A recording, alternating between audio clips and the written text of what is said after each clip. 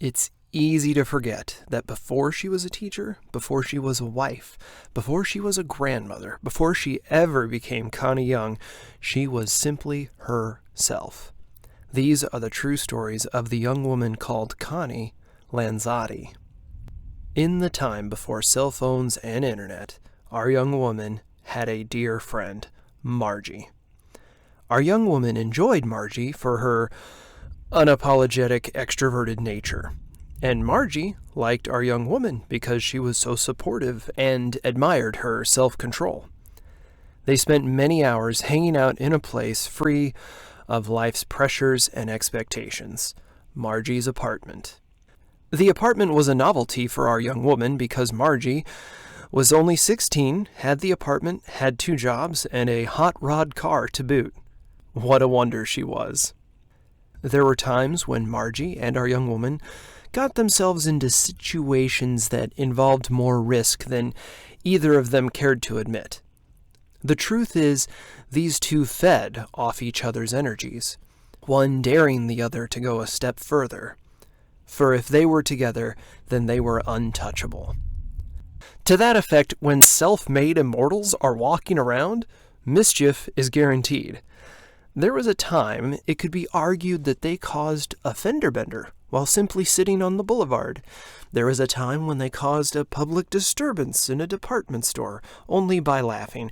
No serious damage done, yet they did enjoy stirring the pot. None of it would stick in a courtroom. However, Margie's apartment was a place free of this type of behavior. The once relaxing apartment had come to see some change. They both had noticed things were missing. Other things were seemingly out of place. For example, the telephone cord was tangled in an off-putting manner. Both women had a way of placing the cord back once it had been used. Jokes were made about how the place was haunted. Later, they agreed something was going on. The answer came one day, when the two came home from work together. They walked in the front door to find something startling. A man was jostling the window in an attempt to break in. This was it. Their ghost was a human man. This man had been breaking into apartments while people were away. Worse yet, upon seeing the two frightened women, the man made no move to stop. He only shook the window more. He knew he wasn't able to break the window, but he did know the trick of jostling the window open. He would get in. It would only be a matter of time. Seeing that the man had no intention of stopping, the two women grabbed a knife from the kitchen and ran to lock themselves in the bathroom. At this point, Margie told our young woman she felt like she might faint. Our young woman did something out of character. She grabbed her friend by the face. You see, these two had a friendship based on freedom, and in this moment, someone had to take control. This gesture spoke volumes, but made it clear that if Margie stayed awake, then she would help her to do whatever they could. This lent Margie some strength, and a hope emerged. Margie nodded to her friend and showed her to a side closet. In this closet, Margie had something that wasn't entirely legal. It was given to her by a family member for her own protection. It was a sawed-off shotgun. Now our young woman found herself with a loaded weapon. It was time to get angry. Clutching each other, the two women nudged back toward the window. They put themselves in plain view of their would-be attacker. And although it felt strange in her hands, our young woman managed to cock the shotgun, making that signature ch-ch sound. And then she said the words that would come to be told and retold at family gatherings, the phrase that would turn darkness to light. After she cocked the shotgun, she said, "Come on in, and I'll blow you back out."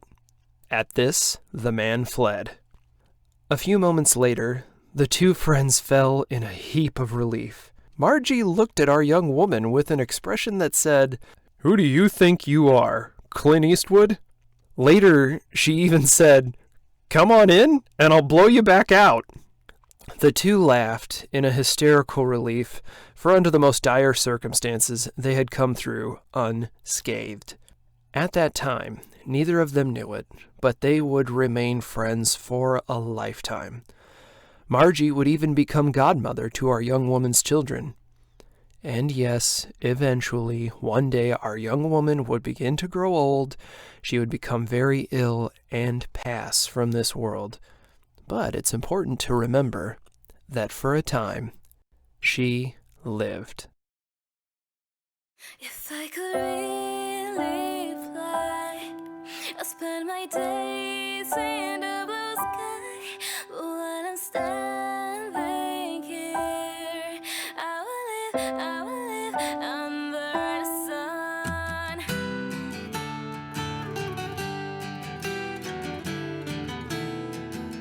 All the sadness that I keep inside on my soul, and all the pain that I had, really can't stand them no more. I really need to discover a whole new world and leave all these things